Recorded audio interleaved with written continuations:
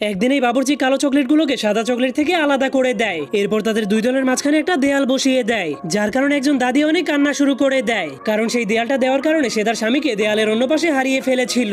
এজন্য তার নাতি তাকে ওয়াদা করে, আমি এই দেয়ালটাকে আজকেই ভেঙে ফেলবো।